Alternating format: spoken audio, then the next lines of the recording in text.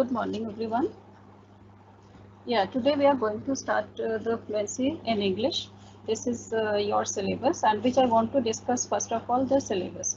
So you must be knowing that there are the 5 units in total. So what are these 5 units? I would like to discuss first, and what the first one is that is fluency in English. This is your topic, and here the first unit, that is in the university. In the university we are discussing about introducing oneself. So how would you introduce yourself? And plus we will focus on grammar also, and in the grammar we will cover nouns, verbs and articles, as well as there is one storybook, and that is Tales of Historic Delhi by Primala Ghosh. Okay, and the second unit, that is in the domestic sphere. So in the domestic sphere, what you are going to do at home after going to the university, after learning a lot, and how would you spend your time? So there are certain things which you need to do at home. So you should to improve your like writing skills. So here we will discuss blog, diary. How would you write blogs and diary? And a second thing which we will discuss here, that is again we will focus on grammar, and that is modifier, preposition and conjunctions. The suggested readings are here. The Lost Word. This is a poem by Esther Morgan. And second one is Squiggle Gets Stuck, all about muddled sentence. So the third unit, which we are focusing in public places. So while you are after completing your graduation, or if you are in the intern period, so how would you prepare your CV, or how would you apply for the job? And plus we will discuss in the grammar portion, that is tenses and control. So here how would you develop your CV? So we will also focus on those things. And next, in the suggested reading, what we are here to going to read here, that is Amal Kanti, a poem, that is which is written by Narendranath Chakrabarti, and later it was written in Bengali, and later on it was translated in English by the other writers. So here next one is the extract. We will also read extract from Vimyana, which is based on Dalit literature, but it is a graphic novel. The fourth unit, in the state. In the state, how would you deal in your public life? How would you deal that suppose you have to file an FIR if there is a kind of the problem and you want to go to police, and there what is the first action you will do? Next one is the RTI. So RTI, that means right to information. So here you would see the information from the government sources. So next one, the reading. What we are going to suggest here, that what are the suggested here? Where the Wild Things Are by Maurice Sendak.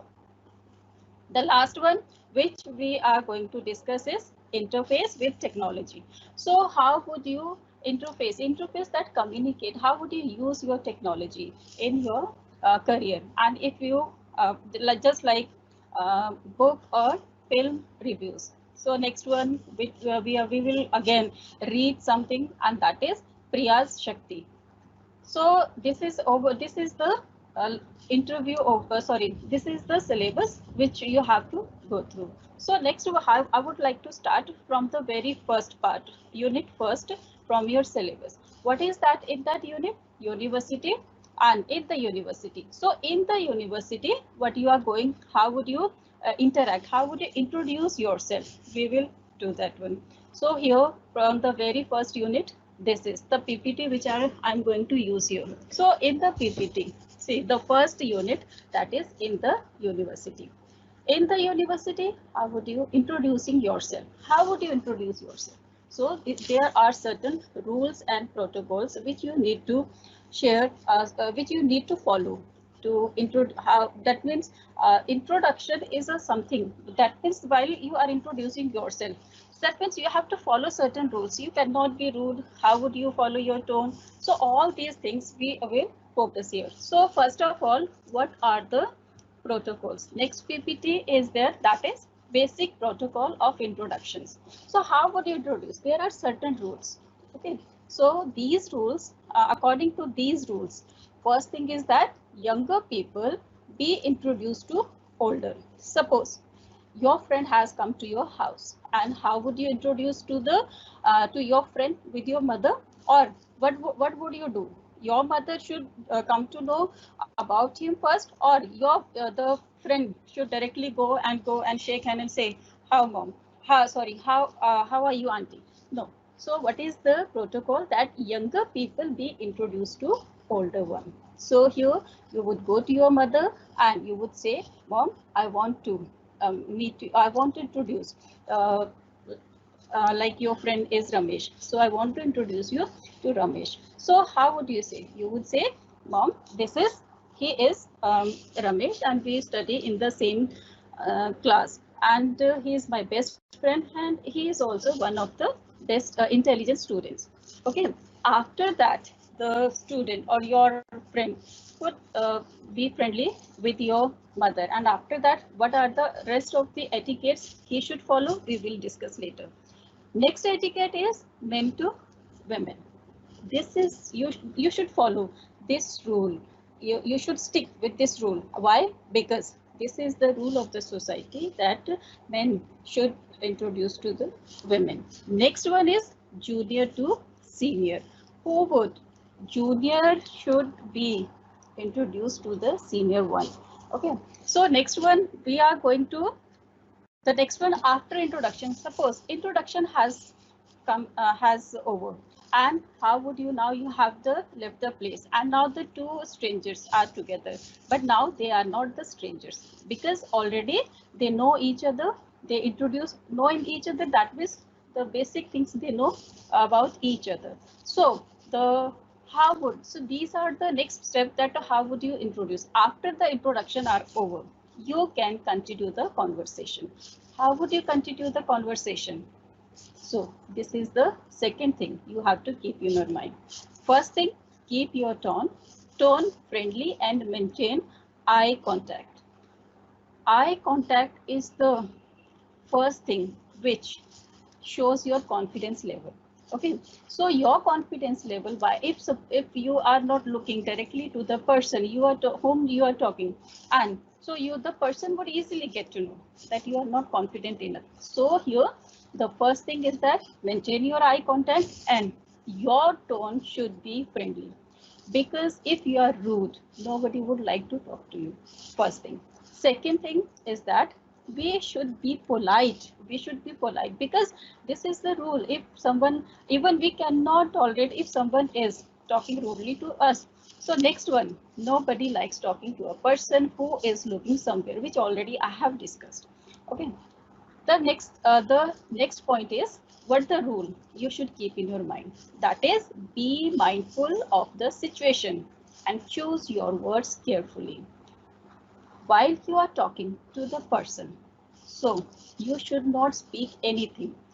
Where you are talking, situation, environment, all these things are important.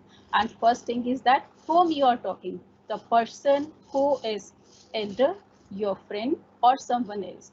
In this case, Ramesh is talking to his friend's mother. Obviously, he should be polite, and he should use the words carefully, that what kind of the conversation and which kind of words. That means those should be formal, informal, formal, in any way, but they should be standard, kind of standard English or standard language. Next one is avoid personal questions. See, this is very important aspect, that how would, as you are meeting the person for the very first time, you don't know who is the person, and you should not even try to ask the personal questions. And why? Because you don't know, he is not your friend. First thing is that. Second thing is that if you would ask some personal questions, so these questions may hurt the person. Suppose the person has worn the red shirt, and if would ask from where you bought this one, and why you have worn this one, so this would irritate the person. So the second thing is this is very important, that you should avoid personal questions. So in the next one, what we will are going to discuss here, that what don't say too much. Okay, it should not be like that only you are speaking. You should give space to other also for speaking. He should also be engaged, if because conversation is a two-way manner. It should happen in two-way manners. It's a kind of dialogues between two people. So here that you have to, after speaking certain things, you should give the space to the person, that the person should also would also be able to speak with you, and both of you can share your experiences, or you can share your points there. Our next one is what we are going to discuss here, that what is the rule. At the same time, don't answer questions with a simple yes or no, because this is also very important. Because if the person, he wants to be friendly to you, and he wants to know about you, and you are just giving the answer yes and no, so the person would not be interested in talking to you. First thing. Second thing is that you should also develop the habit to speak, and only yes or no it's not sufficient.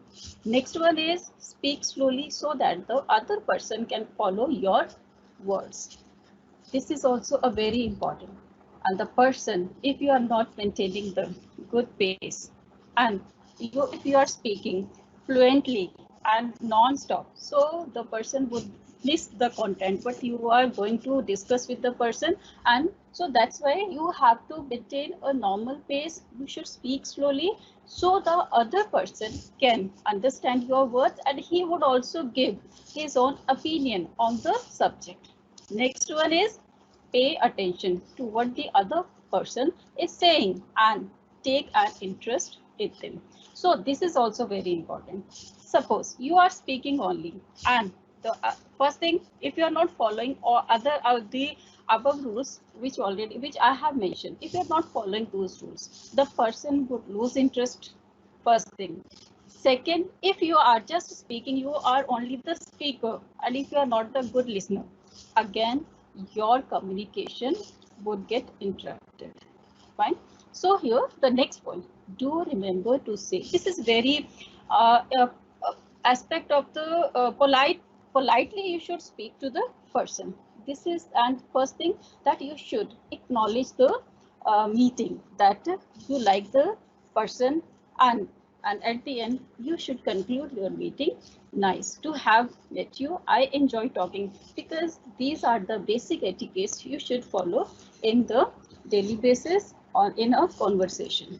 Next one, what we are going to discuss here, talk about neutral or general topics while you are discussing. See, we have discussed the steps, rules, and next one, this is that if the person is unknown and you have just met, now he is not unknown, but still you don't know anything about the person.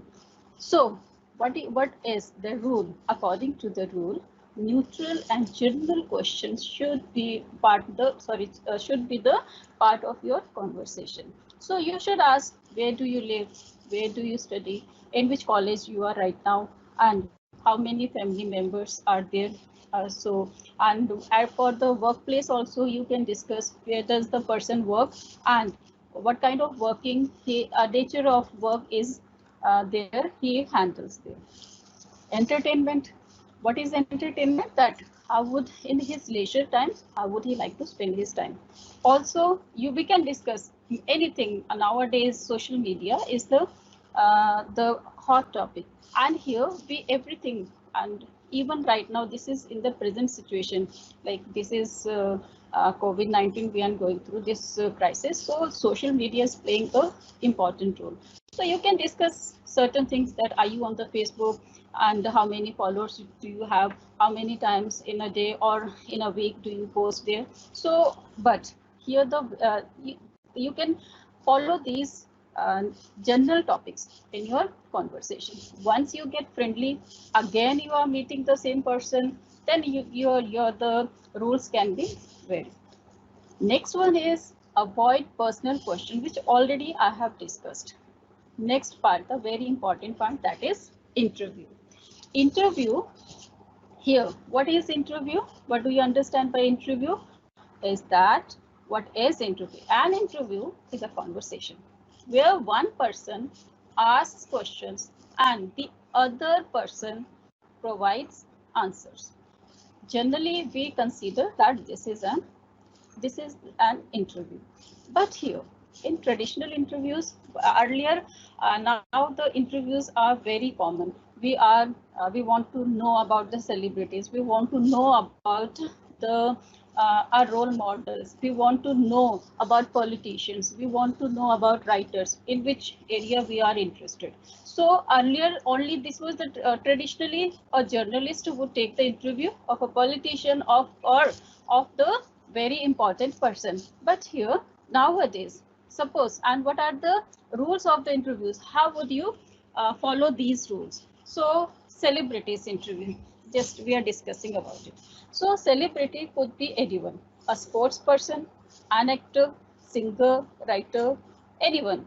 So here the questions are based on, so what kind of the questions we ask to the celebrities? Who would ask the question? We do not directly ask the question. The person who is taking the interview. And who is this person who is taking the interview? The person is who is the representative of the audience, because the person takes question from the audience, and because he knows what the audience wants and what kind of the information the audience wants to know. So suppose we are taking the interview of a sportsman, cricketer Tendulkar. Okay, so here, what would you like to know? Here also we should follow some protocols, some rules. We are interested to know about the early life of the person. We are interested to know that how the person would spend his time in a leisure time. So these are the curiosity which we want to know about the person, his personality, and how is, and while we consider that the person is a celebrity, we generally have in our mind the notion that person would live a special kind of life. So no, so these are the questions which we want to know. So here comes the role of the interviewer. So what the interviewer does, that he would ask the question, but how would we use a very simple language, but simple plus formal language. Etiquettes, obvious, we should give respect to the person, and we can, what kind of the questions we can ask to the person? Upcoming projects, that and sometime to make the interview lively, and we put some questions which are based on humors, like suppose like we would ask the question that if you are not doing, if you were not in the movie, what would you we are taking the interview of a sports person. If we would ask that, suppose you were not the sports person, what would be you? So he may give you answer in a very funny way, or the audience may laugh. So here we can be certain, we can be lenient in our manners, but still we should give the respect and we should follow certain etiquette. And next one, what we are discussing, are you going to write questions and answers of an imaginary one? See, these are these points I have taken from your study material, and study material, it is well explained. If you go through the study material very thoroughly, so you would know all these things easily, and they are kind of the study material is developed in such a way that a teacher is taking the class and you are listening her in the real class. So I would request to all the students that you must take the class, sorry, you must go through the material and follow this one. And this is very helpful, and the material is developed by the faculty, and they know that what is the requirements, what are the requirements of the students. So here what we are going to discuss, and what are the things that while we are taking the interview of the person. So these are be relevant, that whatever the topic you have started, what do you wanted to know? So you should be relevant, that your questions move around at the same topic, uh, same topic. Like if you are asking to the sports person, you are taking the interview of a sports person, and the sports person, and you are suddenly would ask him that the how many movies you have done. So I don't think so it is relevant, because we have to ask the relevant questions from the field the person is. Next one, you will not ask a cricketer if he like to sing as a child. No, this should be sensitive. You should be. You should understand. Be sensitive. Nothing. You should not ask the questions which the from his previous life that he would have faced certain kind of in controversies he would be there. So you should not ask like those questions. You should avoid those. Don't ask questions that could offend or hurt. Avoid controversial topics like opinion on current political or religious issues. So these things you should avoid because these are very delicate issues, and we should handle these issues carefully. So try to avoid all these things. So we are on the topic interviews for jobs. So how would you these interviews for jobs? It is very important for you that after completing your graduation, while you are ready to take up the jobs, so you have also to face some interviews, and the interviews would be taken by the selection committee. In the selection committee, they would want to know about you. They would like to that what kind of the person you are, that and when are you the right person for the job. So here, what kind of the question they would ask you? Tell us about yourself. So this is very important aspect of from your side, that you have to clearly, very clearly, that you have to present yourself. That means this is the unique selling point is here, that you have to sell your like traits, that why you are the suitable person for this particular job. So next one is what is your educational background? It already would have given on your CV, but still if they would ask you some certain kind of questions, be ready that how would you answer them. Next one is, do you have any special skills? So while you are appearing for the certain job, so you should know what is the requirements and what kind of the special skills it requires. Next one is, why did you select this company? This is very important question because the employer would want to know that what was the interest that you wanted to join this company. Next one, why tell us why we should hire you. So they would also want to know that do you know that what are the requirements for the of this job. So they should know that they want to know. So you should know all these things, and you have to present yourself very specifically and categorically. At the end, what we are discussing the points. Sorry. Now, we have completed this session of the university, that we have to how to introduce yourself, and while you are appearing for the interview, how would you present yourself, what would be the tentative questions could be asked. So these are some activity questions we will discuss later, and that you can we can I would like to tell you that you should also try to follow these activities. These are, you are the reporter for the sports magazine, interview a budding sports star for your magazine. Ask 10 questions you or she can answer.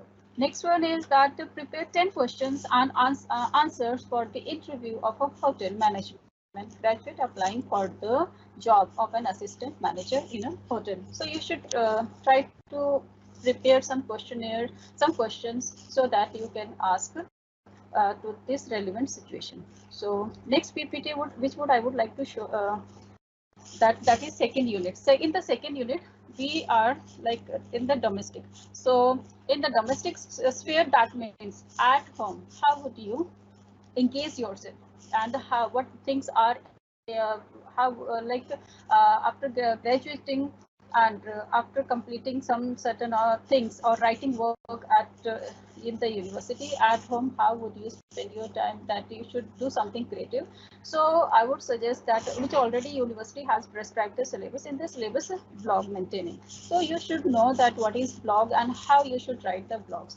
This is also the work which you follow, you do at home, but still this is the public work, because blog are something that you have to post on the public domain, and people would read this one, and they would get to know that the content you are sharing here. So here, what is just in a brief, I would like to tell you that what is blog. Blog is a contraction of a weblog. That means, which we say as a portmanteau also we say it as. So so that is, sorry, portmanteau. So what is that? Is an information web page that consists of discrete united units called post. So these are the web plus blog, and while we join together, and this is blog.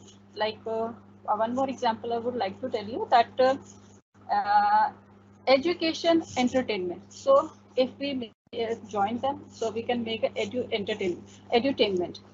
So what is blog, and what are the rules, characteristics of the blogs? That these blogs are shorter and formal and less formal, but still they are formal but less formal. It's not like a essay writing, like or other and kind of writing which need a very formal language. So here it could be personal, artistic, academic, or professional. So next one point is that it is unique from online publishing.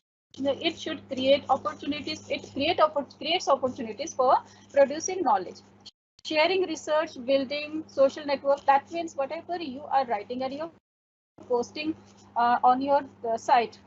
So what would happen? It would gives you the opportunity to share your knowledge, even to get others knowledge also, and it would help you for the personal growth also. Next one, that composing a post. How would you compose a post? You want your blog to invite the readers. So these are the basic things I guess all of you know very well, because nowadays we are like we follow social media, and we put some post on Facebook, we on Twitter, and even blogs. So it should be like vibrant and visual interesting. Whatever you are writing, you are putting on the public domain, it should attract the reader, and it should be visually interesting. Next one, the steps to write a blog. How would you write the blog? So this is very important, because you are at the learning stage, and you are at that point where you might you might not have started writing the blog. If you want to, and this is the part of your syllabus also, so you must know that how to write the blog, because in the exams you would get some kind of questions that you have to convert blogs into diary entry, or diary entry can be into the blog writing. So the steps you should follow: decide that first of all what would you want to write. Next one is that narrow down the topic. What would you want to write? And after that, in that the topic, you should choose a topic. Like suppose you want to write on education.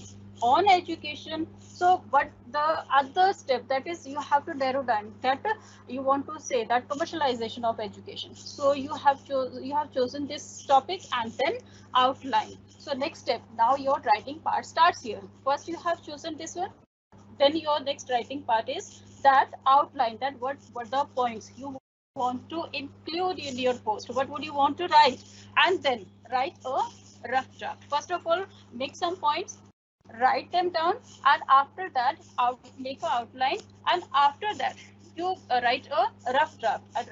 After that, get feedback. If you know your teacher, if you can go to your teacher, or you can take the assistance of your friend, or in your family, any family member, or member, and even you can seek the help of someone else who is good in language, plus who can help you out. That your content should eliminate some portion of this one, or you can add something. So afterward, after getting the feedback, while you think that your draft is ready, so it is the final shape. When you make some editing, or you do some changes, and while you find that it is ready to post, so you have to write the post on the public platform. So that means you have to post it on the your blog site, and their format and upload. This is the next step, that is technical thing. So you will be able to write the blog. So these are the important points you should follow. This one: decide first of all topic, narrow down this one, outline, make a rough draft, get feedback from someone who could help you out, and after that revise draft. And after the revision, while you find that it's ready to post, so you must post this one. Next thing, consider the following principles. What you are going to post there, you should make a point, be concise. Your language should be concise. Make a point, that means your whatever the content you are writing, it should be the facts, the opinion, the purpose should be in your mind. That is what the thing you want to write there. That should be clear. And after that, be concise. That means your language should be clear and precise, and it should be relevant to the post, to the content. And next one, post often. That you should try to post your more and more blogs, and so that you can improve your writing skill. And next one which I would like to share, that is using multimedia. So these are the technical things that where you are taking if you are taking some information from some sources. So this is very important that you should give the credit to the site or to the person from where you have taken this. And so next one which we are going to discuss, this is the sample one which I have taken from one site. This is the link, the site from the site I have taken.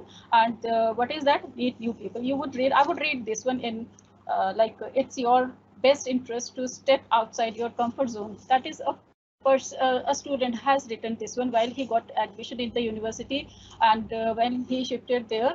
And so what is his opinion, his expression? So he has expressed his views in this blog. So meet new people, that means it's a kind of optimist.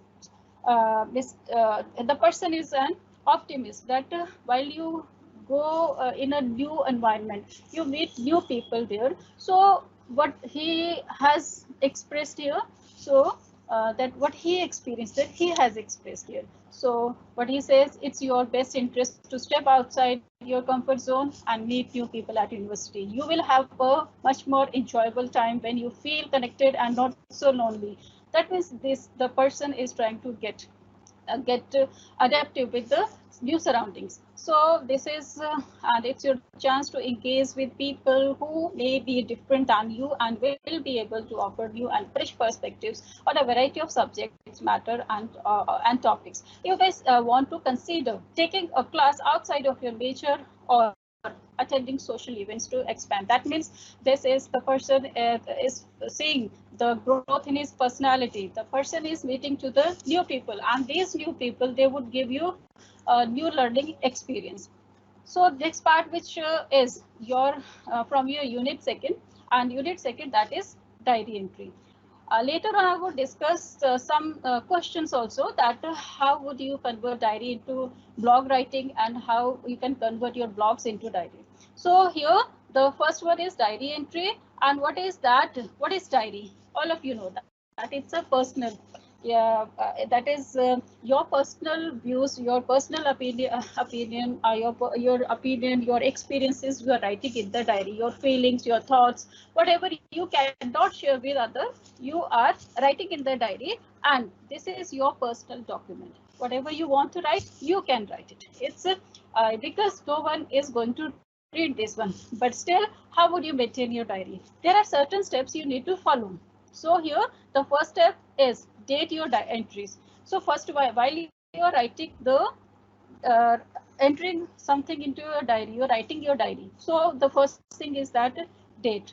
Date is very important. In the diary, date should be mentioned so that you would get to know, or that when did you write, and at that time, how young were you, or the old one you, or what were the experience that you had done. Pick a topic. What would you want to? That is the whole day experience. Suppose you have experienced, you have it's I would give you example, like Independence Day example is there. So somebody would have this is your fifth Independence Day, and you have celebrated this one. But afterward, what is your what? How did you feel that how we are taking Independence Day, and what is the importance for this in our life? So those things you can write in your diary, and you can show. Next point is that is write naturally. Whatever you want to write, don't feel like your entries need to impress anyone. You are not trying to impress anyone, because no one is going to read your writing, your content. This is for you and by you only. This is totally private and exclusively your own property. Be truthful. What do you want to write? What have you experienced? What do you want to share? You write there. Be friendly. While you are writing your diary, your content, while your expression, that should be like friendly, that you are just like you are discussing with your friend. So that kind of language you should use in writing a diary. So here, that is the format which I would like to share. This is the format of diary entry. Diary entry, first thing is date at the left side, at the top of the page, date and day, and after that time. Salutation, dear diary. You have to write this one after writing your content and your experiences. After completing that one, you should write the names. So I would share one sample also here. That is the situation which I have already discussed. What is the situation? Today you celebrate Independence Day at your college, but you are not satisfied with the attitude of people towards freedom. They consider they are free to spoil the country and its image. Write a diary entry expressing your feeling. These, how can you write this one? Format already I have discussed format. So this is the sample. How would you write this one? Friday, first time, day, and then date. Friday 15 at night. You are writing this one at 10 p.m. And salutation, dear diary. So what would you write? I'm just pondering over the condition of India. We are about to complete 70 years of independence, and but where have we reached? Every year, this is the question you are asking. The question something is coming in your mind, that how we are taking this day and what we have done. So how we are playing our role. So every year we commemorate the sacrifices made by our freedom fighters on this pious national festival. What we do, and the writer, he is writing his experience here. So nobody is going to read this one, but still he is writing. Once you write this one, so what he is telling, that sing patriotic songs and show off our patriotism by posting patriotic images on social media, and the very next day we discard those flags in the drains. One day we are celebrating this, giving a huge celebration, and next day we are keeping them in the waste. So here, when I see the heaps of the garbage everywhere, kids working as child laborers, people dying because of lack of food or medical treatment, discrimination against women, I feel ashamed of myself. Is it what we wanted? So this same, the person is asking the question. Person is asking question to the society, that how we are taking this special day. So, and actually we are taking our freedom for granted. We have lots of expectations from our country, but we forget about our duties. We need to develop sense of belongingness. I have made a resolution. See here, the writer, he is taking pledge, and he's what he is telling, that he has made revolution. I will teach the poor kids in my neighborhood. I charge of the cleanliness monitoring class. I know I will be teased for it. See, this is again a personal, but still he has written. But the language, what you are saying, it's a friendly language, that he is talking to someone. But here he is talking to the diary, talking to himself. So if everyone takes it as a challenge, no one can stop me, India, from becoming the superpower. Don't agree with me? So see, he has ended the diary with the open question, that the diary, he's taking the diary as his friend, and he is discussing all these things in the writing form with the diary, and the person is imagining, the diary is listening to him, and so in a friendly way, in a very simple language, in a lucid language, he is writing. And so I guess all of you would have got familiar that how we should write a diary, how should we write blogs. There are the things you can even convert diary into blogs, blogs into diary. So there is slight difference. That diary is a personal document and you can express your feelings. Nobody is going to see this one. This is a private, and the blogs, they are the public.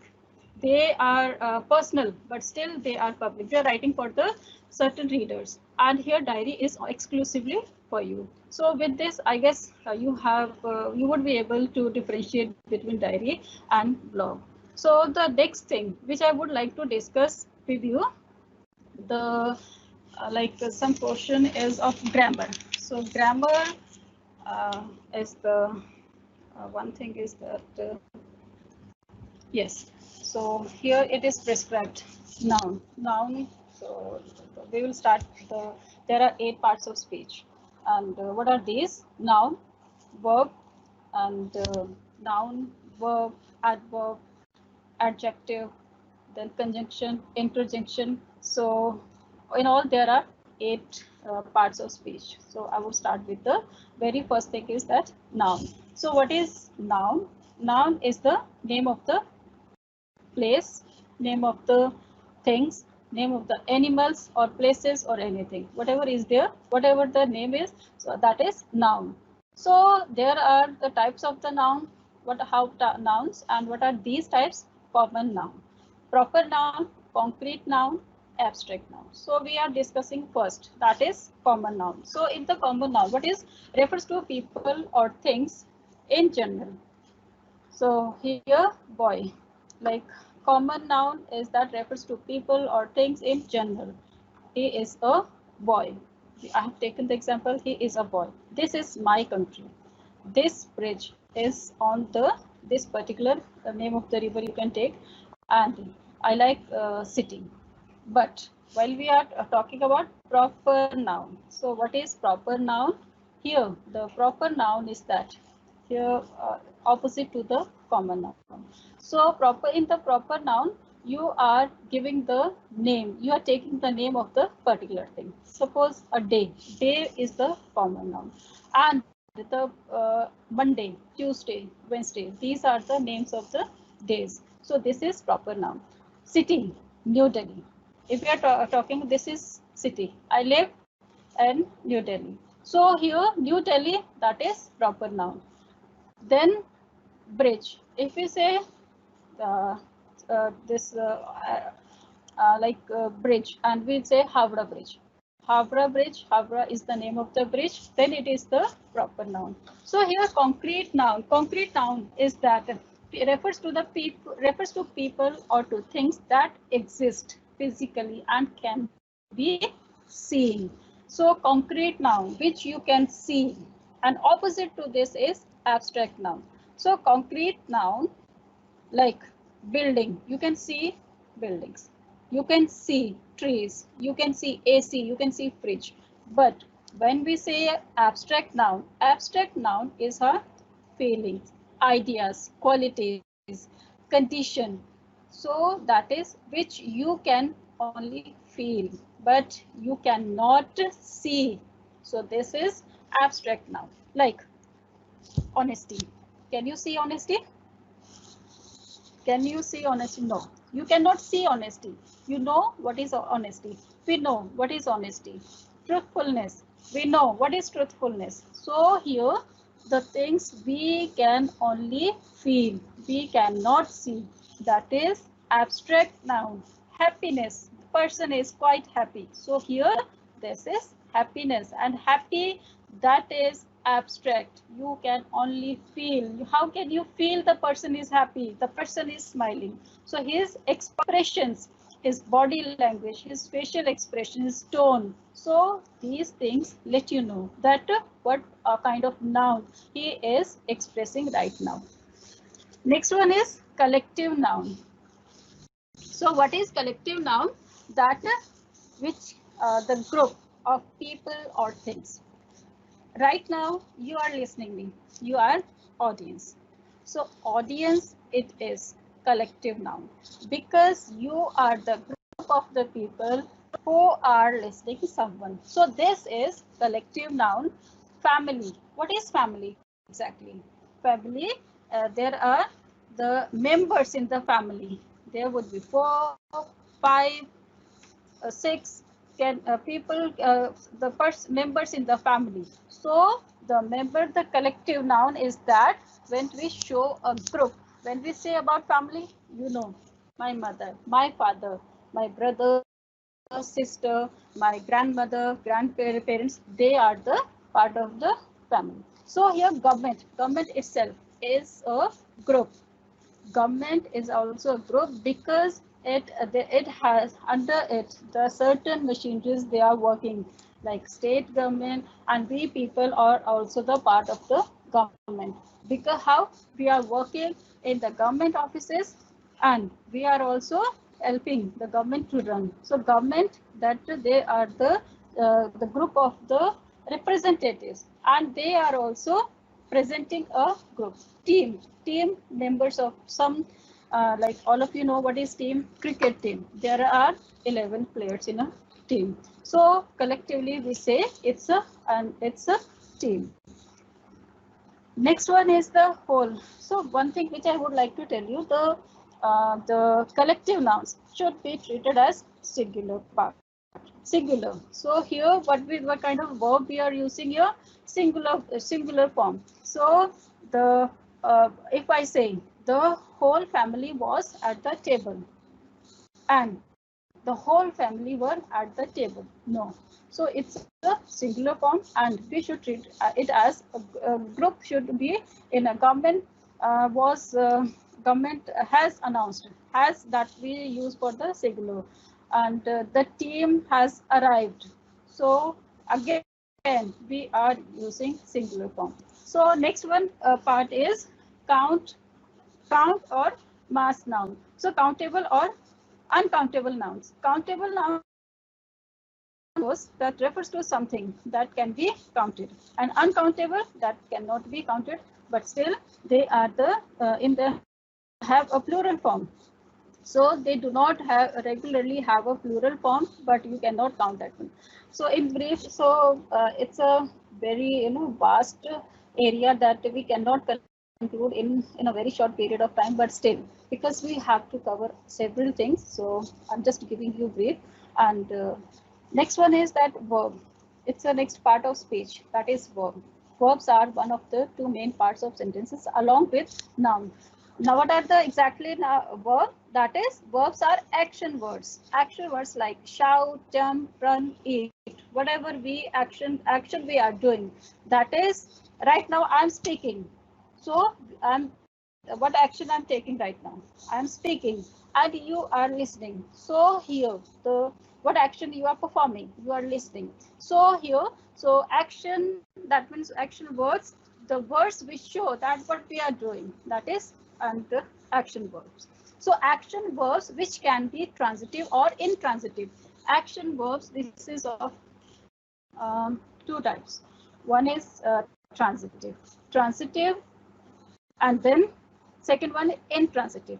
Modal verbs, auxiliary verbs. So we will discuss here action verb. What is action verb? When a person or thing is doing something, that's an action verb. Action verbs are the best ones to use in your writing to move your story forward and create tension. They can be split into two categories. So that means that action where in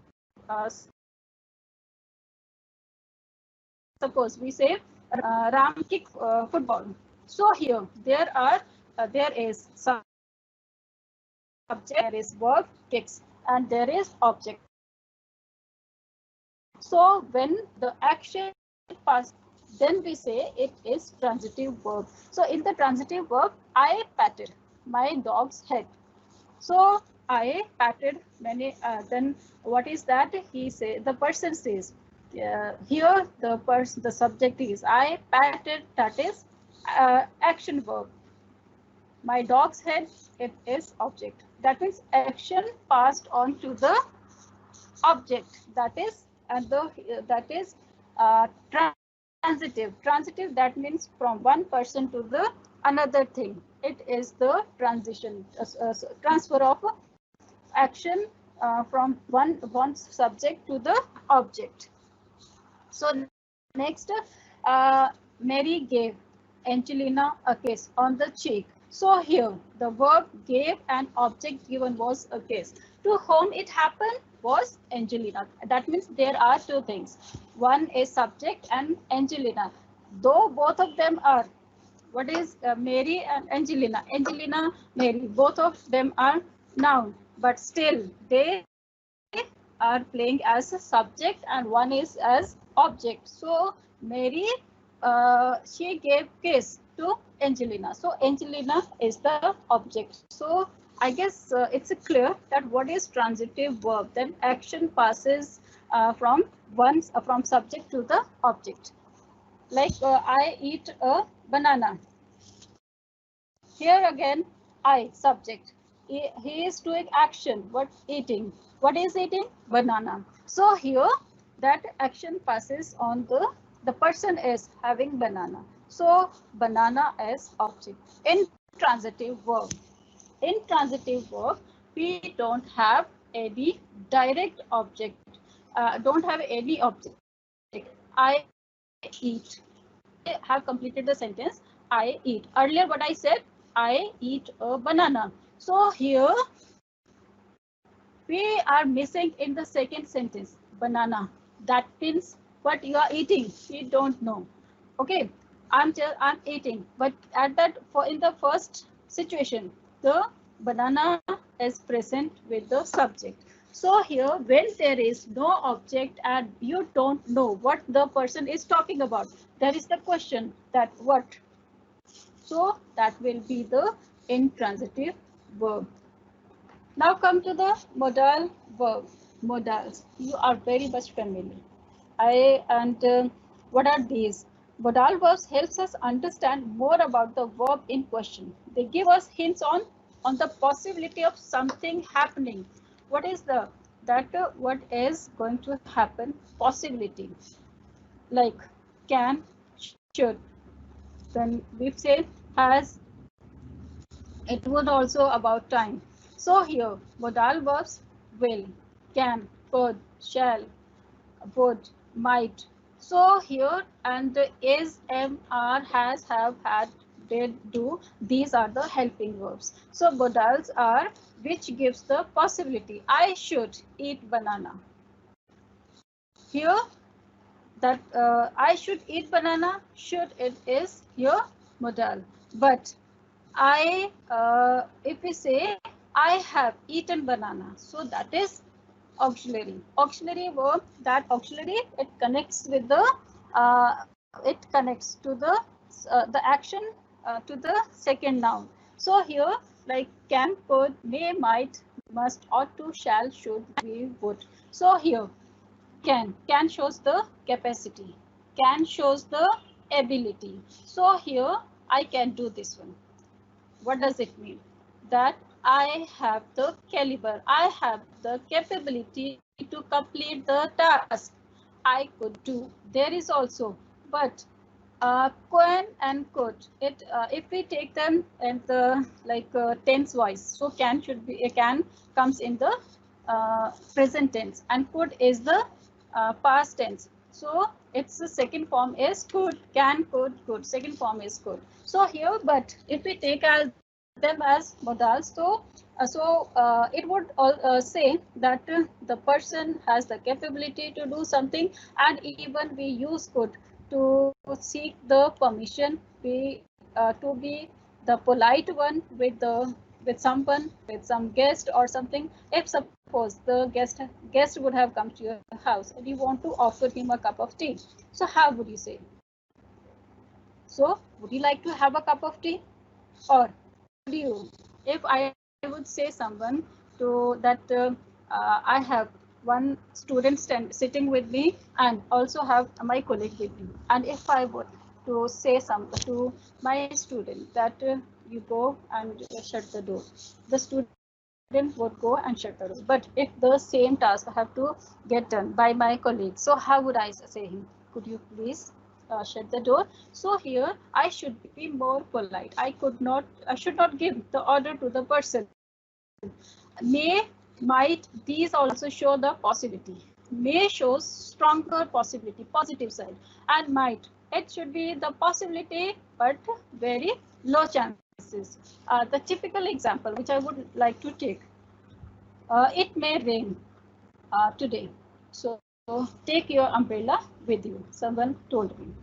So how, and the person can also say me, it might rain, it might rain. So it's your choice if you want to take umbrella or not. So here, so if like may, in first sentence, in first statement, because the atmosphere is cloudy and it shows the sign of the sign that it definitely would rain, but still little is not rain, but almost it can rain. So there is the higher chances of happening something. May and might, there are just cloudy, so it can rain, it may rain or may not. So we can say it might rain. So possibility is less chances are there that it would rain, but still the second, and where do we use may and might? We also use like to take the permission. May I come in, sir? May I go outside, ma'am? Or like this one. Might also, it shows the capability. I might do it this one. Okay, that I can do this one. I might do this one, but surety is less that you may not. But still, must. Must is a compulsory statement. For the compulsory statement, I must do it. I must finish my work today before the online class start. So here the person has compulsorily has to complete the work. This is, and next one, ought to. Ought to, that means it shows your obligation, your duty. We ought to respect our national flag. So this is the duty of everyone, that we should respect our national flag. We should respect our national song. We should respect our country. We should respect our nation. So here the word ought to, this is modal, and this we use that to show the strong desire or duty to do, to perform towards something. Shall, should, will, would. Shall, it's a general in a, it's a future part of the future tense, and it shows that the someone is speaking for the future. But still, if we take it as modal, so we can take it, we can use this word like shall I go outside today? So here you are seeking permission. I should do that. You should complete the work. I should do. Shall is the, should is the past second form or past form of the word shall. Will and would. Will shows the determination. I will come today. You have promised someone that you would be at your friend's house today at night. You have promised, and definitely you will come. So here you would say I will come. So it will give the assurity. Also, if you say I would come, okay, you are ready to come, but still will is gives the person more assurity that you would definitely come here. So next one is, what is an auxiliary verb? So auxiliary verb, linking verb, connects the subject of your sentence to a noun or adjective that describes your subject. So it connects the subject of your sentence to a noun. It connects the subject to the noun. For example, what I'm taking here, my daughter is a marketing major. So here is, daughter is, that is subject, marketing major, it is the noun, and marketing major noun. So here it is connecting the subject daughter to this one. We are your neighbors. We are your new neighbors. New, that is its adjective. And now here subject are. Are is the auxiliary verb. It is connecting subject we with what? that adjective plus noun, these two things are here, the most common linking verb, and this also shows the number of the subject, number of the s, are. So we, that means in the plural sense you are using this one, and my daughter, it's a singular, it shows has, have, had also will be the part of the auxiliary verb, has with the singular one, have with the plural. So here the most common linking verb is here to be, am, are, is, was, were, etc. Sometimes the forms of to be are helping verbs. You learned and in the previous that already you have done. So next, I smelled the sea, linking scene. The linking, the seafood smelled funny. Action, I smell seafood before eating. I smell the seafood before eating. So here, like these verbs, action, subject is connected to the object or to the noun. Object is also a kind of noun, but we tell in sentence, when we write the sentence, we say it as object. So the next, what would I would let you know, that is the prepositions. So prepositions, what are prepositions? That shows the relationship between two other nearby words. There are two. It shows the relationship between two other nearby words. That means, for example, I'm taking the example, a boy from ghetto. So here the preposition from tells the relationship between ghetto and boy. So what we already have discussed, a preposition is it shows the relationship between two other nearby words. So a boy from ghetto. So it is giving the I'm taking this one. This is highlighted here also, from. So from is the preposition and it is showing the relationship between the word ghetto and a boy. Like next one, a bone for the dog. For is the preposition. It shows the relationship between the bone and the dog. Why the bone is? This is for the dog. So again, there are certain next one. If I take this next one, what is the book about the wizard?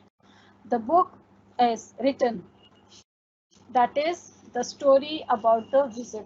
In the story, what we have discussed, that is about wizard. So about word, that is, it is also showing the relationship between the two nearby words, book and the wizard. Book by the wizard, that is again the relationship, that this is the book by the wizard. About the wizard, near the wizard, the book is kept near the wizard. The book behind the wizard, the book under the wizard. These are certain examples that you can find the relationship between two nearby words. And then the common prepositions we are talking about. What are these? Above, about, across, against, along, among, around, at, before, behind. So there are certain prepositions. They show the relationship with one thing to the other one. Suppose I say my laptop is on the table. So here on, it shows the position, it shows the relationship between the laptop and the table. Against, I am against your ideas. Again, it is shows that you have the, again, that means like you are against someone's ideas. That is the relationship also, that you are you disagree with the person's idea. So here, if you with the certain, you can learn these prepositions using more and more words, and you should practice more and more, so that you should know that where and how you have to use, because certain things come only by practice. So I suggest to all of you that either you use net, or if you have grammar books, whether they are of say 46 standard of or any other, but still if you have those, you try to practice so that you could understand that how you could you can use the appropriate prepositions. So you should know that the use of these prepositions is very important. And without, and if I say use the wrong or incorrect preposition with something, if I say, so it would lose the main connection with the thing. Just I give the example, my laptop is on the table. So here if I say my laptop is in the table, so what would the notion will go? How is that possible?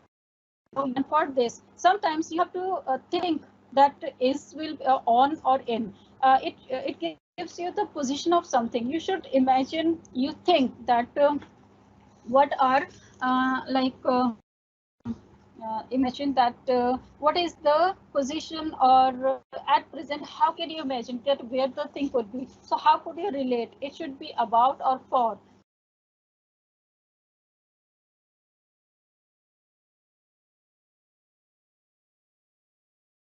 So you have to do lots of practice in this area. I'm going your study material. There is one chapter in the unit 2. I would discuss that also. I would give you the outline. So in the chapter, a squiggle gets stuck, all about the sentences. So in that one, so if you, I suggest again that you must read that one, because it's very well explained chapter, and in the you can minutely observe the things, that how one character has introduced the other character's sentence formation, and which right now I have discussed with you. Each parts of speech is given over there. I would try to find it right now also, if I would have in the laptop, so I would share with you also. So here like articles, this is certain time we face some problems, that what can we use as, an, or sorry, a, an, or the. So here articles, there are two kinds of articles. So what are these? Are the first is definite and the second one is indefinite. So article we are talking about, first I'll start from the. So the we use this with the specific thing, or unique thing, Taj Mahal, like Taj Mahal, the Taj Mahal. What would we say? Because there is no other Taj Mahal in the world. This is unique. Ganga river, the Ganga. So that means the things which are unique, the sun, the moon, the universe, these are, and the second thing, the once the what we say, the something like a noun, once because we use this one with the noun is there, and once something is introduced, and we again are making our point for the same thing, so again we will not repeat the thing. So what would we say? The, there we use the. I would show you this with example. And this is indefinite. Indefinite, there are two. First is a where is any sentence, any word which starts with the consonant. So we use a, and where is to before the word which gives the sound of a vowel, and we know there are 5 vowels, and A, E, I, O, U. These 5, we are not seeing the word. We will not see the word A or E or I or U. We will hear the sound, what sound it is giving, and then we use them. So here with this, like I would like to type here, an honest person. Honest person. Second, I would like to say a university.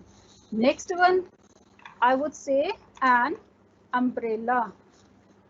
umbrella. Oh, and again, if I would use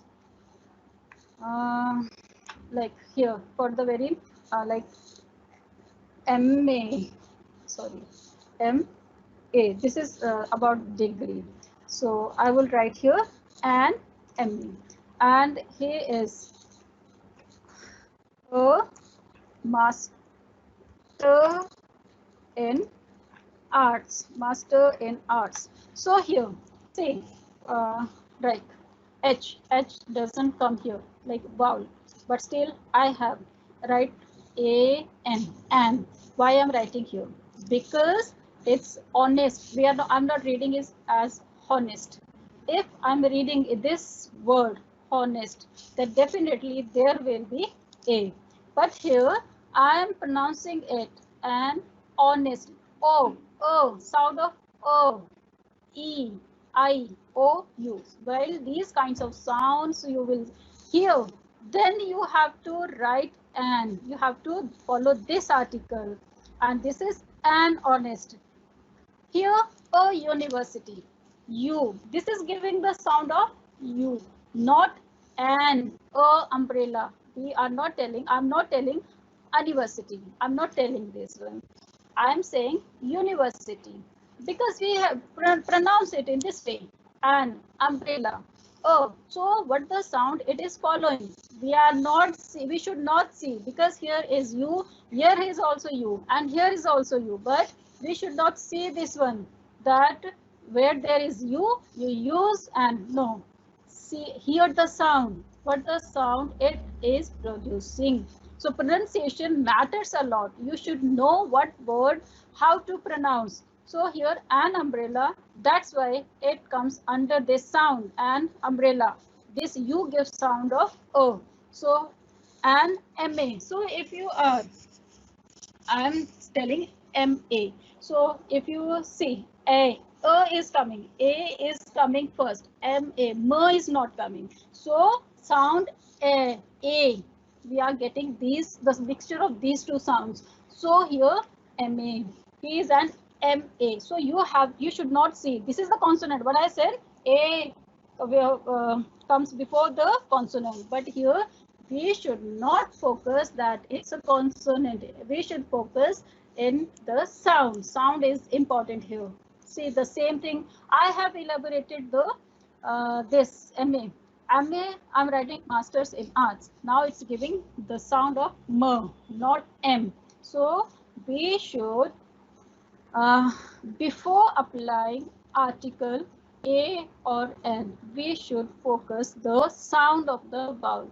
Wherein you will see the sound of these three, hear the sound of these five things. So you just write N and the which I already have discussed. See, here the story, the miser and his gold. But I told that the would come we use for the unique things. For example, I had given you example, the moon, the sun, the universe, the Ganges, like these names already. So here, and now it's, I think is clear, old, because O is giving the sound of O, this word. So here an old miser lived in a house, fine. So the here article we are using a with a garden. See, be careful what I'm telling. An old miser lived in a house with a garden. Again, while I have to reuse the word miser because once already I have introduced this word and old because you are familiar with the word. Okay, that this is we are talking about the same miser. We are not talking about the another miser. We are talking the miser who is in the story. So here we are using article, that is the. This miser is here. Again, I will not write an old miser. It is his gold coins in a pit. No, and so you should be careful while once the something is introduced, and again we are using the same thing. So you use the word the article the. So here this is definite because we know that we have to every day before going to bed, the miser, again we are using the miser. So same person, the miser went to the stones, where already somewhere you would have seen the word the stone. See here it is written the stone, and somewhere before I have skipped this sentence. I deliberately skipped this sentence because the stones is written. So the thing came in my mind that before this sentence it would have used previously. So here some stone. See here, these some stones, again the person is mentioning here. So that's why this is the, where he hid the gold. Which one gold? The gold he is talking. Again somewhere the gold should have come earlier. So here we can see here his gold. The person is talking about this. So here you should be careful while applying these, while putting or the writing these articles with the noun, and so you should know that previously the word has been used or not. Or the second, as you have to focus the sound of these balls. And again if you read the story, one day a thief once, now first time it is being introduced here. So a thief who knew the old miser, again the same miser routine, waited for the old man to go back into his house.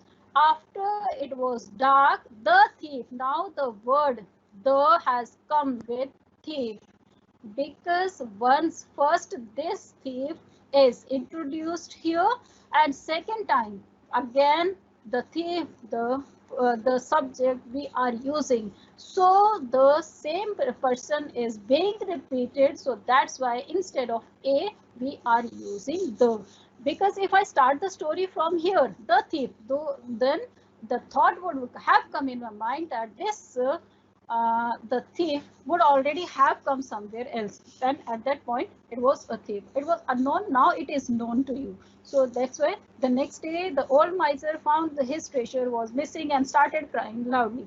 His neighbor heard the miser's cries and inquired about, see this what I'm talking about. See here the things which already we have seen, like what we studied.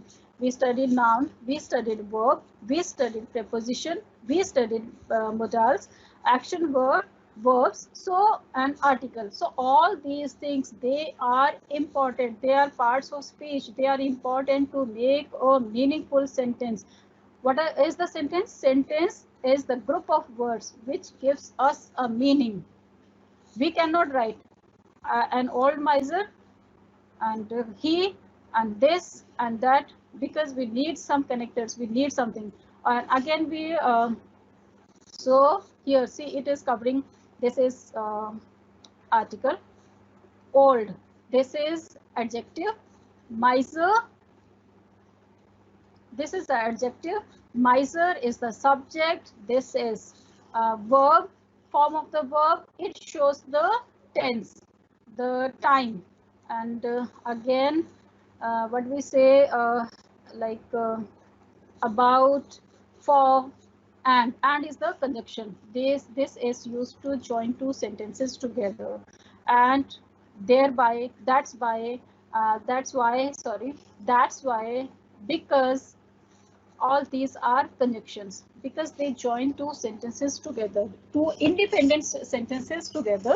So that's why we say them conjunction. Interjection is that when you express your expressions, how would you express? Wow, this is a wonderful day. So here, wow, this is a wonderful day. That means you are showing your expression. You are happy, and happy. What is that? This is abstract now. Happiness can be shown with the word wow. So exclamations of we follow the sign exclamation over here. So here his, this is pronoun, already you know, but still I would let you because I think you have done your you have studied your English till 10th level, so that means this is a kind of recap for all of you. So these are the small things but very important things, parts of speech you must go through again, parts of speech, and you should know what is subject, what is predicate, what is noun, what is verb, and interjection, conjunction, adjective. So adjective is the modifier. Adjective, it shows, it says something about the quality. It the old miser. So if I say old miser, old, that means the miser is old. So this noun, sorry, this word is an adjective, and adjective, it qualifies noun, and it gives the quality of the noun.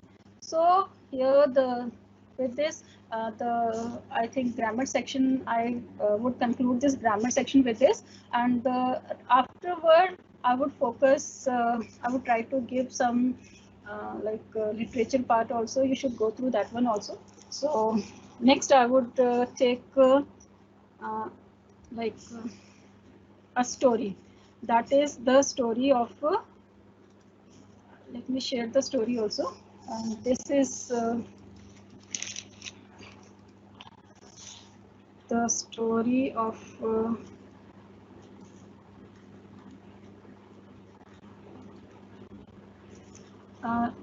like Tales. What is the name of the story? That is Tales of Historic Delhi. Tales of Historic Delhi. So I would just like to tell you what is this, what is the story about. The story is about it's a historic, it's a visit, like the as a tourist, when you go to see the different places. So as a tourist, how would you enjoy your like journey. So here in the story, this is there is a character Kamla, and Dr. Kamla, and the rest of the characters in the story are animals. So Dr. Kamla, uh, she has created a Janwar Dosti Club, and in that there are animals. There only Dr. Kamla, she is human here, and rest of the characters are their animals, and these animals, they are given the human names, like, and the names, they are uh, relevant to their names, like in Hindi we say tota, to a parrot. So Tota is the name of the character, that was a parrot, and there is Tunu, the tiger, and Mayur Das, a wise Mayur Das. You know, this is peacock. That is a wise bird. So the book, which is has paintings in it, and while you see the book, in the book, you it see, now it has come here, Tales of Historic Delhi, a walk through its many cities. See, this is the book, which is wonderfully the paintings are depicted over here, and these paintings, they are the soul of this like this book.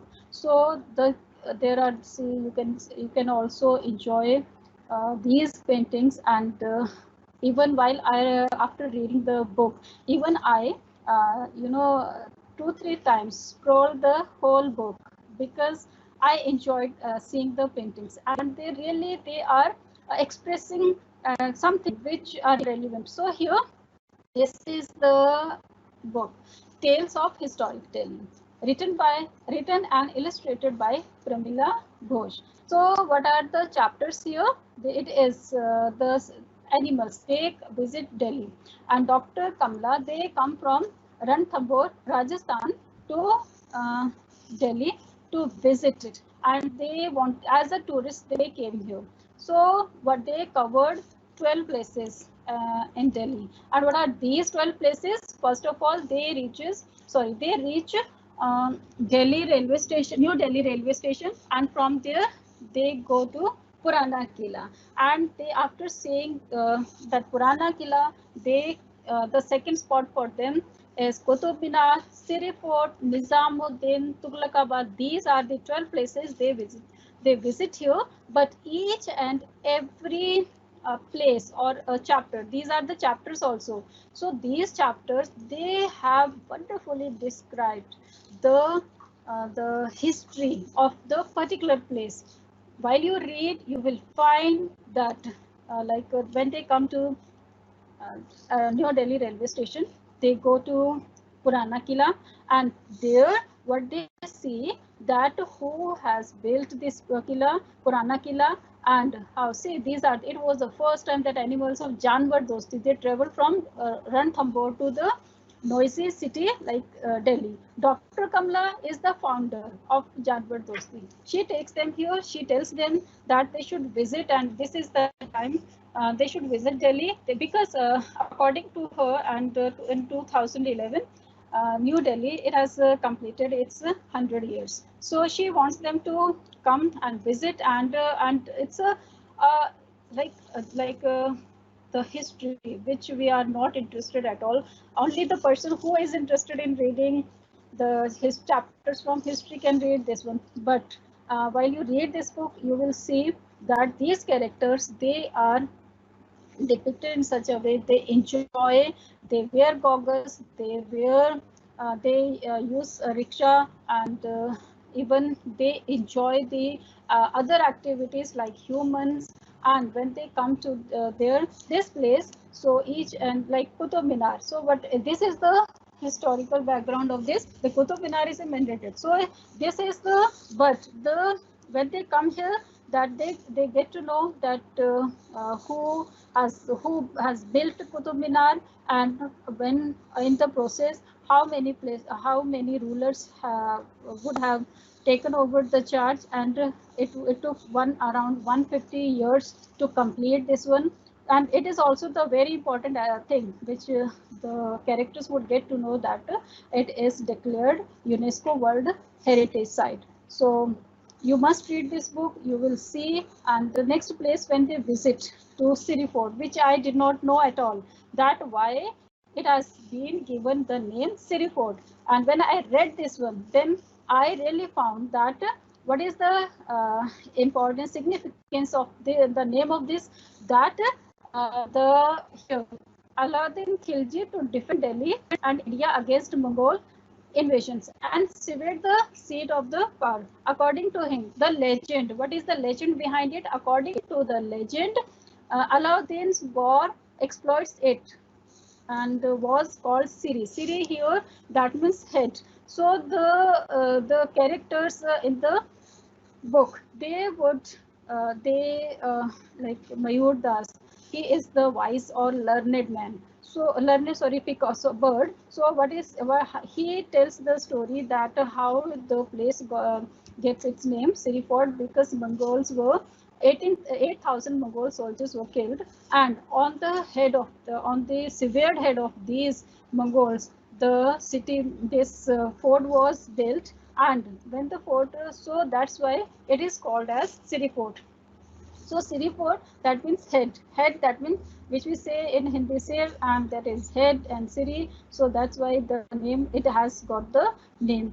The animals made their way. So while they enter in the picture, after visiting Purana Kila, when they come to Siri Fort, on the way, the tiger, whose name is Tanu, he gives the story, he narrates them a story, and the visit to this they find that it was quite interesting for them. And after that, the other character, who is the owl, and we already in our history we have given the name to the owl, a wise, but here he has been given the name Pandit Ulala. So it's a interesting name, and even all the animals they shared the stories of the belongs to the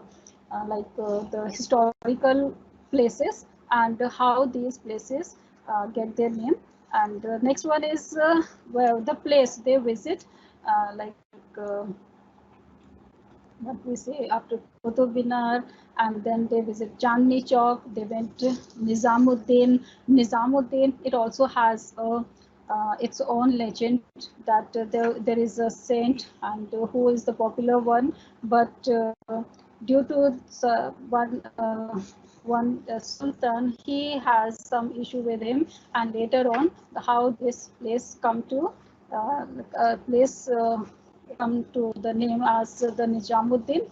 So the birds, the other animals, they use rickshaw, they go to the marketplace, they shop, they go shopping, and they buy things like us, like tourists, and at the end, when they visit all these places, they came here like CP.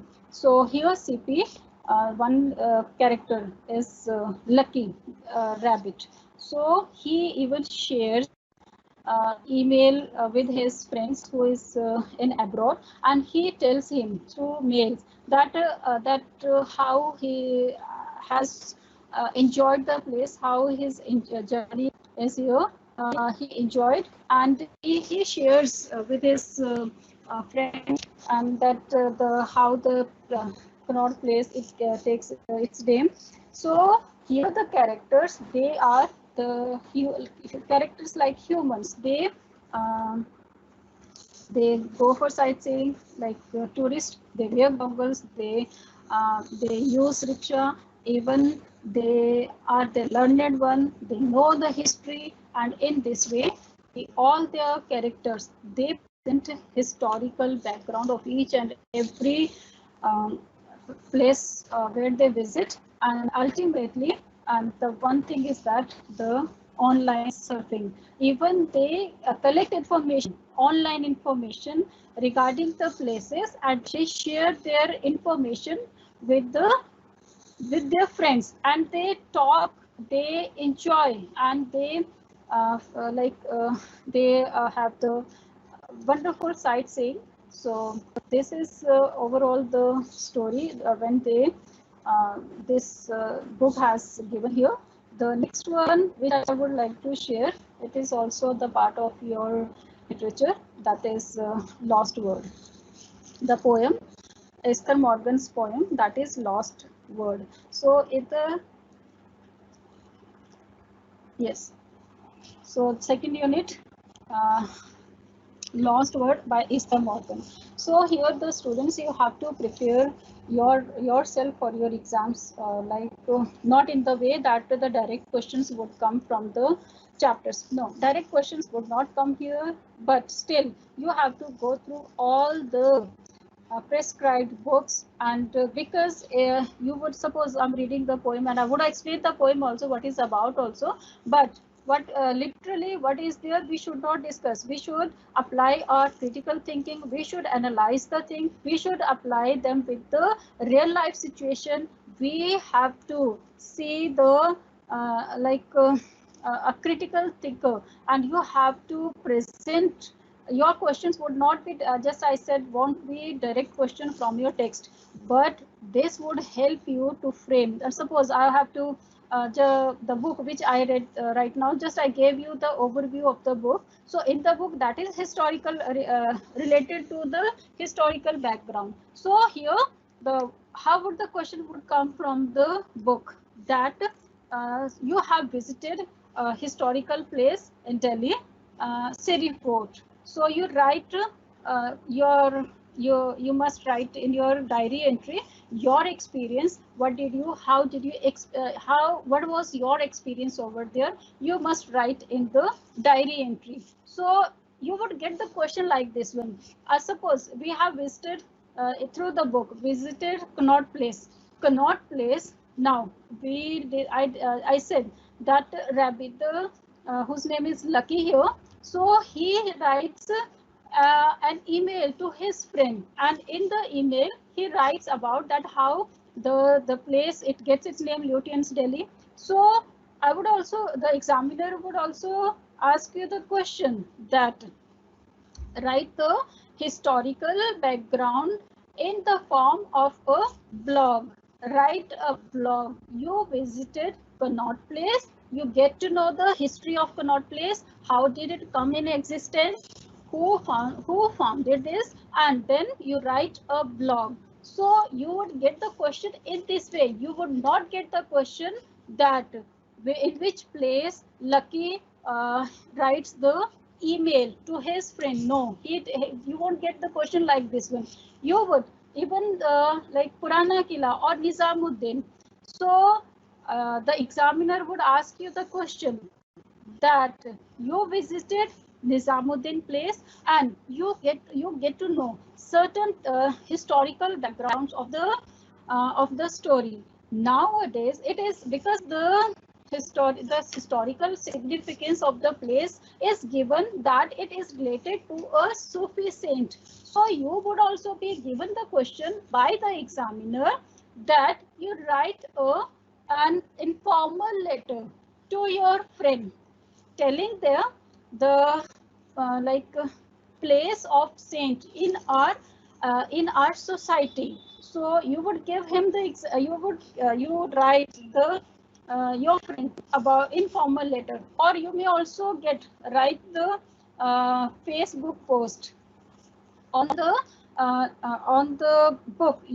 book, like this the historical telling. What do you want to tell to your readers, that you want to inspire them, you want to give them the you want to tell them that they must go and read. So how would you write the Facebook post? So you should know what you have to write. But that's why I'm telling you, you must read these chapters. These chapters are important, not because they are direct, you are getting direct question.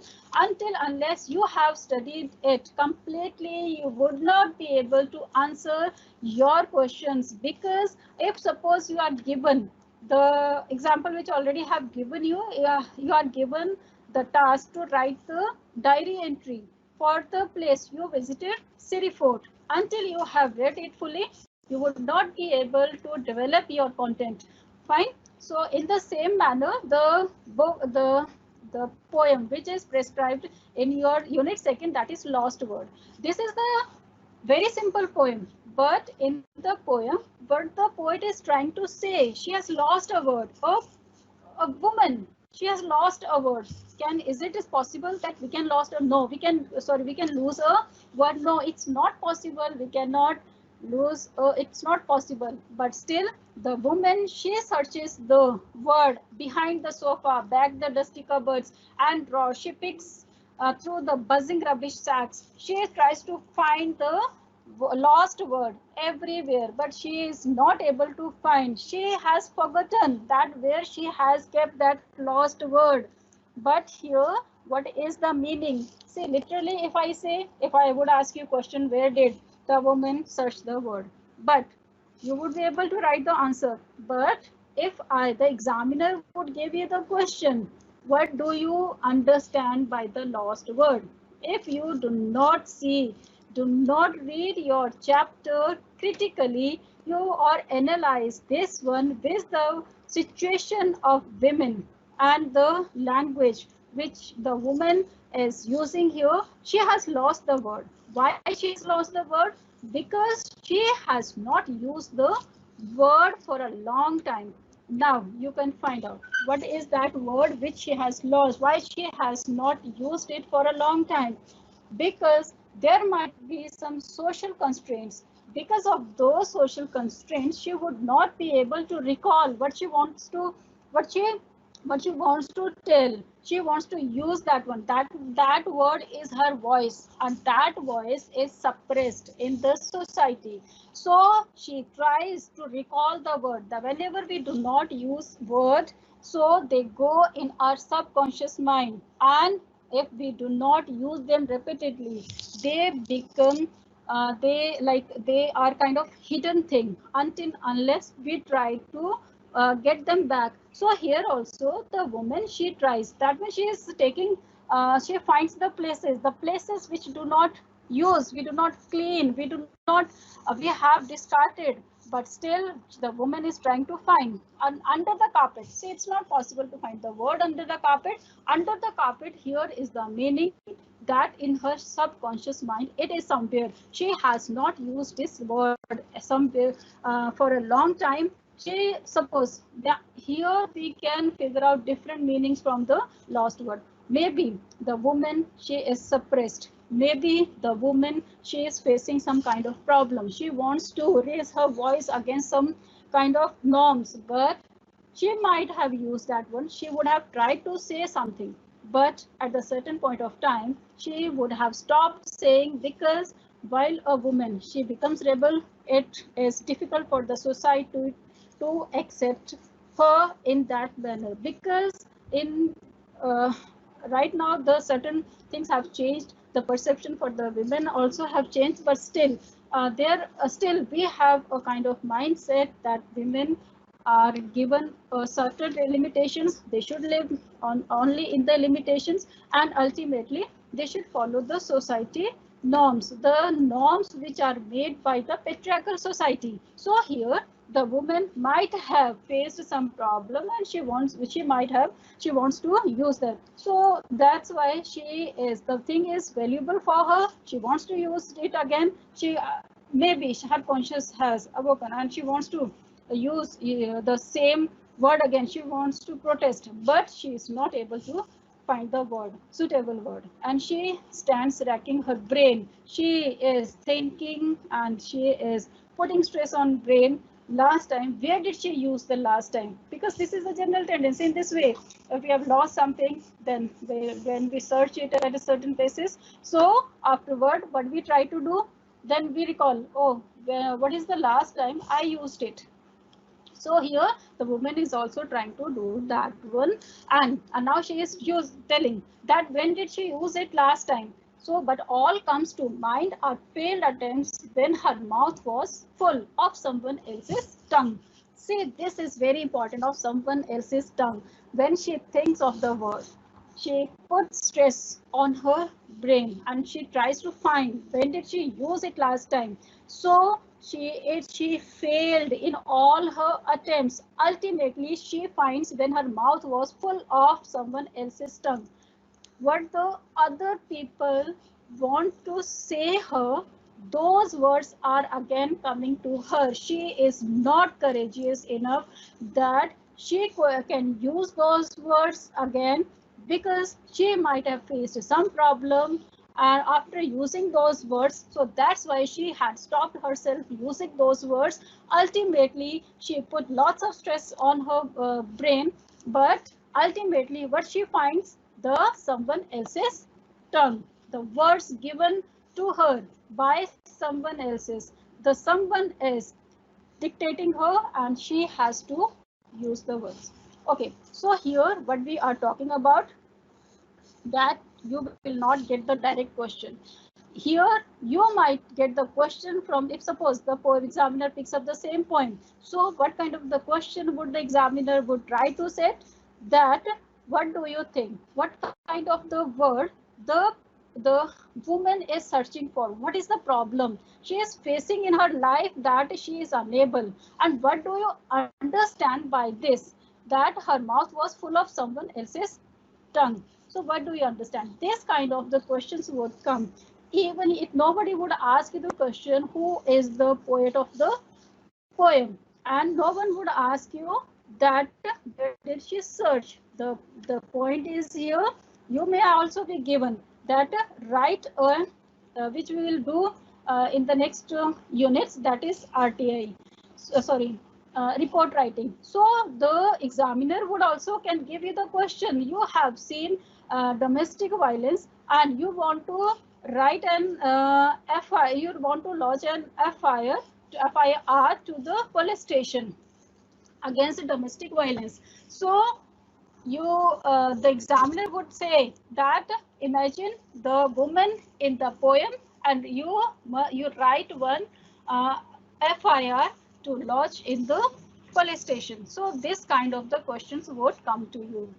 The next one, which I would just like to tell you, which I had told, that squiggle gets stuck, all about like what is the all about the muddled sentence. So here squiggle, this is the second unit literature part, and what is that in the unit? I would tell you, you must open your study material. If you haven't right now in your possession, you go in SOL site and you can get there also the study material, the book, Fluency in English, everything is given in detail, and even the chapter which I'm going to right now discuss, that is also given in detail. You will find, you will relate that parts of speech, how the writer has used parts of speech to frame a complete sentence. And here the story is Squiggle gets stuck, all about model sentence. Here is the character Squiggle, and she stands near a pile of books, and on but there is on the top there is an Oxford dictionary. See, I said an Oxford dictionary, and that means now it's a noun. An Oxford dictionary. So the books, the pile, it fell on her, and then she goes, she gets stuck in this one, in the book, and then she finds there, when she gets stuck there, she is unable to come out of this, and she finds one more character who already has got stuck in it, and whose name is Doodle Dude. So Doodle Dude, he is here for a long time. You will, at the end of the story, you will find that how many, for how he have been here for how many long years. So here, so what he say, the Squiggle. So Squiggle, she meets Doodles in the book, and there Doodles, he says that he has got stuck here, he wants to come out of the place, but he's not able, and Squiggle Squiggle, she has the problem, she also has the problem, but she doesn't know what exactly is the problem. The dictionary, see, I said the dictionary, now the same dictionary, the dictionary, it comes to help to Squiggle. Squiggle is told that help Doodles to frame a complete sentence from the left side of the bottom of the page to the right side of the top of page. Complete one sentence should be there diagonally. You see, diagonally from the left to the right top to the right top of the complete diagonally one sentence. Only then he would be come out of the book of the Oxford Dictionary. So Squiggle now helps him. She starts from the word noun. She makes him to give one noun, and he gives her worms. Then she tells him to give him another verb. He gives her wriggles, and in this way she comes to the preposition, comes to other way, and ultimately Doodles, he is able to frame the sentence, one complete sentence, with conjunction, with preposition, with noun, and all these parts of speech they use, and then ultimately he is able to frame one complete sentence from the left side of the bottom of the page to the right side of the page at the top. So ultimately now there is a way to come out, but ultimately Doodle said that he has got stuck here for the last 10 years. So now he does not want to go out. He makes a sentence, and ultimately he wants to stay there in the book only, and he wants to explore the book. And Squiggle, she finds the way, and she goes out, and she exits the book. So this is the story. But the story is, this is not the story, actually this is the grammar lesson in an interesting way. So while you read this one, you will find interest, and you will be able to take the to understand what the writer is meant here. So in this way you will be able to find the your weak areas, and there are lots of exercises are given, many exercises are given there. So from each and every parts of speech you try to solve them, and even the answers are also given. So you try to solve them and try to find the answers. Rest of the things we will do in the next session, that will be tomorrow. So if you have any queries, I will be taking the queries, and I would try to satisfy them. So yes, sir. So right now I'm taking the query. Okay. I don't think so. Okay, the question, ma'am, your voice is breaking. Yeah, this is the online, we are taking online classes.